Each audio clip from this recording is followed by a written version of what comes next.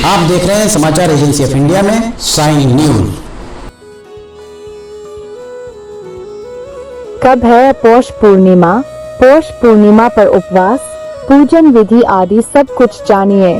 पौष पूर्णिमा पर क्या क्या सावधानी रखना है जरूरी, इस दिन क्या करें क्या न करें, आप देख, सुन और पढ़ रहे हैं समाचार एजेंसी ऑफ इंडिया की साइन न्यूज के धर्म प्रभाग में विभिन्न जानकारियों के संबंध में। हर महीने में पूर्णिमा की तिथि एक बार ही आती है। पौष माह में पड़ने वाली पूर्णिमा का पौष पूर्णिमा कहते हैं और यह दिन लक्ष्मी माता को समर्पित है। इस दिन माँ लक्ष्मी, विष्णु भगवान और चंद्रदेव की पूजा करने का विधान है। मान्यता है पौष पूर्णिमा पर पूरी श्रद्धा व सही विधि के साथ माँ लक्ष्मी व विष्णु भगवान की आराधना करने से सुख समृद्धि में वृद्धि होती है। अगर आप जगत को रोशन करने वाले भगवान भास्कर, भगवान विष्णु जी एवं भगवान श्री कृष्ण जी की आराधना करते हैं और अगर आप विष्णु जी एवं भगवान कृष्ण जी के भक्त हैं, तो कमेंट बॉक्स में जय सूर्यदेवा, जय विष्णुदेवा, जय श्री कृष्ण, हरिओम तत्सत, ओम नमो भगवते वासुदेवाय नमः लिखना न भूलिए।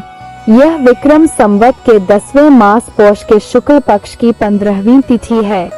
इस दिन को देवी शाकंभरी की याद में भी मनाया जाता है, क्योंकि इसी दिन देवों की करुण पुकार को सुन आदिशक्ति जगदम्बा शाकंभरी के रूप में शिवालिक हिमालय में प्रकट हुई थी।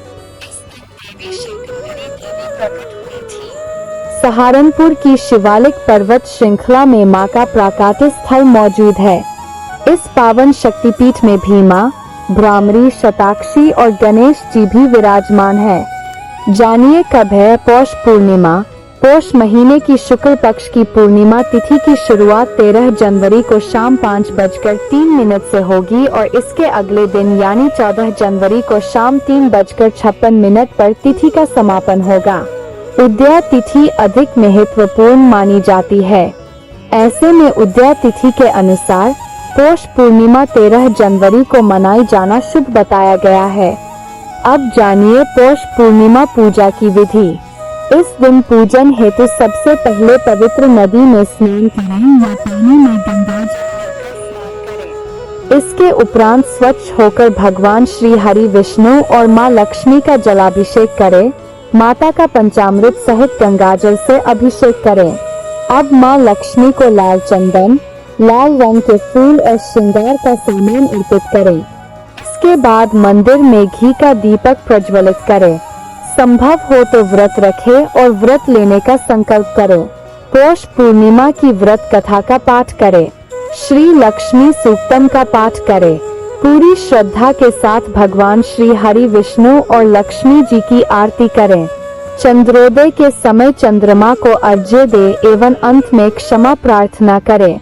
इस दिन हो सके तो करें गंगा स्नान। पौष पूर्णिमा के दिन पवित्र नदी में स्नान और दान करने खास महत्व है। मान्यता है कि इस अवसर पर जगत के पालनहार भगवान विष्णु गंगाजल में निवास करते हैं। इसी कारण पौष पूर्णिमा के दिन गंगा नदी में स्नान करने से साधक को शुभ फल की प्राप्ति होती है। साथ ही पौष पूर्णिमा के दिन चंद्रदेव और धन की देवी माँ लक्ष्मी की विधि पूर्वक पूजा और व्रत करने का विधान है। इसलिए पौष पूर्णिमा के दिन गंगा स्नान किया जाता है। पौष पूर्णिमा का धार्मिक महत्व जानिए। पौष पूर्णिमा के दिन भगवान विष्णु और माँ लक्ष्मी की पूजा करने से सुख समृद्धि की प्राप्ति होती है। साथ ही जगत को रोशन करने वाले भगवान सूर्यदेव की विधि पूर्वक पूजा करने से मृत्युपरांत भक्तों को मोक्ष की प्राप्ति होती है। पूजा के साथ ही इस दिन स्नानदान को भी विशेष फलदायी माना गया है। इस दिन से ही कल्पवास की शुरुआत हो जाती है, जो कि अगले पूर्णिमा यानी माघ महीने तक चलता है। वही पौष पूर्णिमा के दिन माँ लक्ष्मी को खीर का भोग लगाने के साथ कन्याओं को प्रसाद के रूप में बांटना शुभ माना जाता है। साथ ही ऐसा करने से धन आगमन का मार्ग बनता है। पौष पूर्णिमा के दिन माता लक्ष्मी का विधिवत पूजा करें और 11 पीले रंग की कौड़ियाँ माँ लक्ष्मी को चढ़ाएं। इसके बाद इन्हें लाल या पीले रंग के कपड़े में बांधकर तिजोरी में रख दें। ऐसा करने से माँ लक्ष्मी हमेशा प्रसन्न रहती है। जैन धर्मावलंबियों द्वारा इस दिन को शाकंभरी जयंती के रूप में मनाया जाता है। हिंदू धर्म में लोग इस दिन को शाकंभरी जयंती के रूप में मनाते हैं। माता शाकंभरी देवी जनकल्याण के लिए पृथ्वी पर आई थी। यह माँ प्रकृति स्वरूपा है।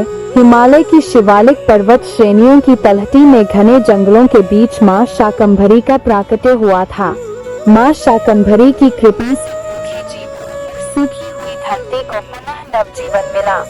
वैसे तो माता के देश भर में अनेक मंदिर है, पर उत्तर प्रदेश के सहारनपुर की शक्तिपीठ की महिमा सबसे निराली है, क्योंकि माता का सर्वाधिक प्राचीन शक्तिपीठ यही है।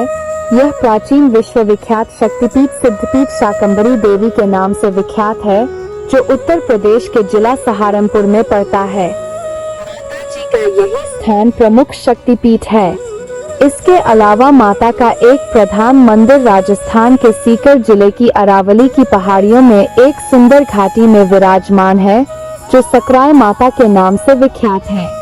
माता का एक अन्य मंदिर चौहानों की कुलदेवी के रूप में माता शाकंभरी देवी सांभर में नमक की झील के अंदर विराजमान है।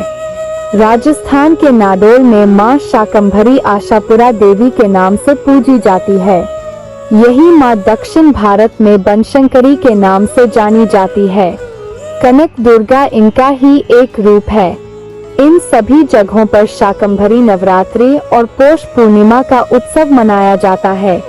मंदिरों में शंख ध्वनि होती है और गर्भगृह को शाक सब्जियों और फलों से सजाया जाता है। जानिए छेरता के बारे में। छत्तीसगढ़ के ग्रामीण अंचलों में रहने वाली जनजातियां पौष माह के पूर्णिमा के दिन छेरता पर्व बड़े धूमधाम से मनाती है। सभी के घरों में नए चावल का चिवड़ा, गुड़ तथा तिली के व्यंजन बनाकर खाया जाता है। गांव के बच्चों की टोलियां घर घर जाकर परंपरानुसार प्रचलित बोल छेर छेरता काठी के धान है लड़का बोलते हैं और मुट्ठी भर अनाज मांगते हैं। रात्रि में ग्रामीण बालाएं टोली बनाकर घर में जाकर लोकड़ी नामक गीत गाती है। पौष पूर्णिमा के दिन जरूर करे ये काम। पौष पूर्णिमा के दिन स्नानदान के कार्य पुण्य फलदायी माने गए हैं। इसलिए इस दिन सुबह उठकर पवित्र नदी में स्नान करें या घर में ही पानी में गंगाजल मिलाकर स्नान करें। इस दिन सूर्यदेव और चंद्रदेव की पूजा आराधना अवश्य करें। मान्यता है कि ऐसा करने से जातक के सुख सौभाग्य में वृद्धि होती है। पौष पूर्णिमा के दिन पालनी में गंगाजल मिलाकर और कुश हाथ में लेकर स्नान करने और पीड़ित तर्पण से घर के पितर प्रसन्न होते हैं। पौष पूर्णिमा के दिन मां लक्ष्मी को प्रसन्न करने के लिए पीपल के वृक्ष की पूजा करें और वृक्ष पर जल जरूर अर्पित करें। मान्यता है कि ऐसा करने से भक्तों पर देवी लक्ष्मी का आशीर्वाद बना रहता है। पौष पूर्णिमा के दिन सूर्यदेव की कृपा पाने के लिए उघृणी सूर्याय नमः मंत्र का 108 बार जाप कर सकते हैं। वैवाहिक जीवन की दिक्कतों को दूर करने और खुशहाल दाम्पत्य जीवन के लिए इस दिन चंद्रदेव को दूध अर्घ्य कर सकते हैं। पौष पूर्णिमा की रात को चंद्रोदय की पूजा की जाती है। इस दिन चंद्रदेव को अर्घ्य देते समय उखली सोमाय नमः मंत्र का जाप कर सकते हैं। मान्यता है कि ऐसा करने से जीवन की सभी समस्याएं धीरे धीरे दूर होने लगती है। पूर्णिमा पर कभी न करे इन कामों को। इस दिन किसी भी प्रकार की तामसिक भोजन का सेवन नहीं करना चाहिए, जैसे मांस, मटन, चिकन या मसालेदार भोजन, लहसुन, प्याज आदि का उपभोग नहीं करना चाहिए। इस दिन किसी भी हालत में आप शराब ना पिएं, क्योंकि इस दिन शराब का दिमाग पर बहुत गहरा असर होता है। इससे शरीर पर ही नहीं, आपके भविष्य पर भी दुष्परिणाम हो सकते हैं। इस दिन क्रोध नहीं करना चाहिए। वैज्ञानिकों के अनुसार इस दिन चंद्रमा का प्रभाव काफी तेज होता है। इन कारणों से शरीर के अंदर रक्त में न्यूरॉन सेल्स क्रियाशील हो जाते हैं और ऐसी स्थिति में इंसान ज्यादा उत्तेजित या भावुक रहता है। एक बार नहीं, प्रत्येक पूर्णिमा को ऐसा होता रहता है, तो व्यक्ति का भविष्य भी उसी अनुसार बनता और बिगड़ता रहता है। जिन्हें मंदाग्नि रोग होता है या जिनके पेट में चयापचय की क्रिया शिथिल होती है, तब अक्सर सुनने में आता है कि ऐसे व्यक्ति भोजन करने के बाद नशा जैसा महसूस करते हैं और नशे में न्यूरॉन सेल्स शिथिल हो जाते हैं, जिससे दिमाग का नियंत्रण शरीर पर कम, भावनाओं पर ज्यादा केंद्रित हो जाता है।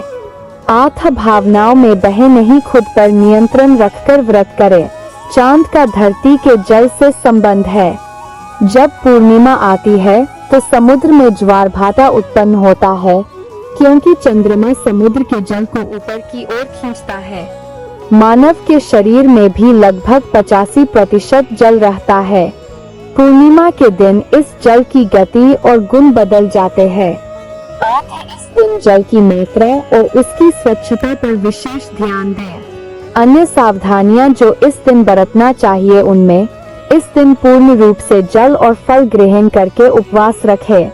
यदि इस दिन उपवास नहीं रख रहे हैं तो इस दिन सात्विक आहार ही ग्रहण करें तो ज्यादा बेहतर होगा। इस दिन काले रंग का प्रयोग न करें। हरि ओम। अगर आप भगवान विष्णु जी एवं भगवान श्री कृष्ण जी की आराधना करते हैं और अगर आप विष्णु जी एवं भगवान कृष्ण जी के भक्त हैं तो कमेंट बॉक्स में जय विष्णु देवा, जय श्री कृष्ण, हरिओम तत्सत, ओम नमो भगवते वासुदेवाय नमः लिखना न भूलिए। यहाँ बताए गए उपाय, लाभ, सलाह और कथन आदि सिर्फ मान्यता और जानकारियों पर आधारित है। यहाँ यह बताना जरूरी है कि किसी भी मान्यता या जानकारी की समाचार एजेंसी ऑफ इंडिया के द्वारा पुष्टि नहीं की जाती है। यहाँ दी गई जानकारी में निहित जानकारी विभिन्न माध्यमों, ज्योतिषियों, पंचांग, प्रवचनों, मान्यताओं, धर्म ग्रंथों, दंत कथाओं, किंवदंतियों आदि से संग्रहित की गई है। आपसे अनुरोध है कि इस वीडियो या आलेख को अंतिम सत्य अथवा दावा न माने एवं अपने विवेक का उपयोग करें। समाचार एजेंसी ऑफ इंडिया पूरी तरह से अंधविश्वास के खिलाफ है। किसी भी जानकारी या मान्यता को अमल में लाने से पहले संबंधित विशेषज्ञ से सलाह लें। अगर आपको समाचार एजेंसी ऑफ इंडिया में खबरें आदि पसंद आ रही हो तो आप इसे लाइक, शेयर व सब्सक्राइब अवश्य करें। हम नई जानकारी लेकर फिर हाजिर होंगे, तब तक के लिए इजाजत दीजिए। जय हिंद।